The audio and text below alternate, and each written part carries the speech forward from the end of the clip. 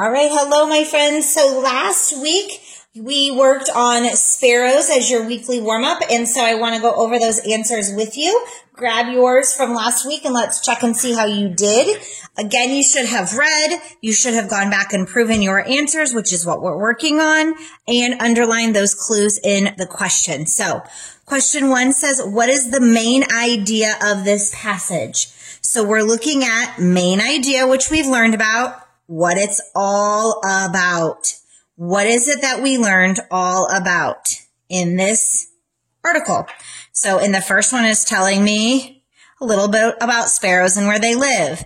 Here it's telling me about the female sparrow and the male. Here it's continuing to tell me about what do they look like.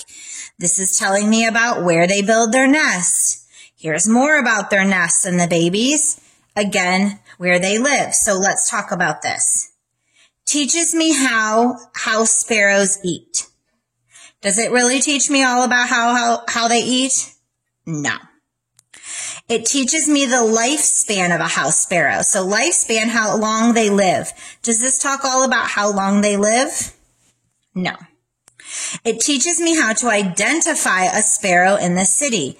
Well, there was lots of words in here about identifying, about what their body looks like, where they might be living. So that could be it. It teaches me how to keep house like a sparrow. So that means basically I would keep my house like a bird. No, it's not doing that. So if I look in here, it's telling me about what they look like. Here's more body parts, how they look. All of those clues are telling me about how to find them in the city. Let's look at number 2. Where do house sparrows not live? Not live. So let's look and find the places they do. Vacant lots. Oh, here it is. Vacant lots is a perfect place. So that's not an answer because that's in this city or in the passage. In the city.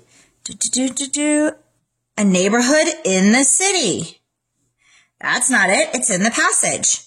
In nests made in dried plants. Dried plants. That's where they like to build their nests. Okay, so that's not it because again, it's in there. In the country.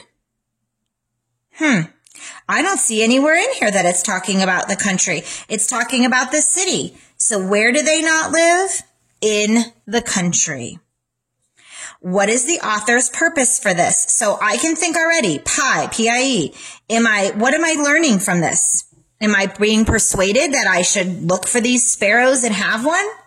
Is it informing me and giving me information about the sparrows? Is it an entertaining story telling me characters and setting? Okay, so I know it's not entertaining. It did not make me sad. And I'm not being persuaded to get a sparrow. It is informing or giving me information. In the text above, keep your eyes peeled means. So here's an idiom. It's also underlined. Keep your eyes peeled. If you live in the city, chances are you might see a house sparrow. So what should I do? Watch carefully. Well, that involves keeping my eyes open. Make sure you wear makeup on your eyes. No, that has nothing to do with that. Use a potato peeler. Please don't do that. Pay attention on rainy days. No. Keeping our eyes peeled means to watch carefully, and here in the text, it tells me. All right, this week you are working on hummingbirds. Same thing. Underline those clues in your question. Look in your text for your answer and submit.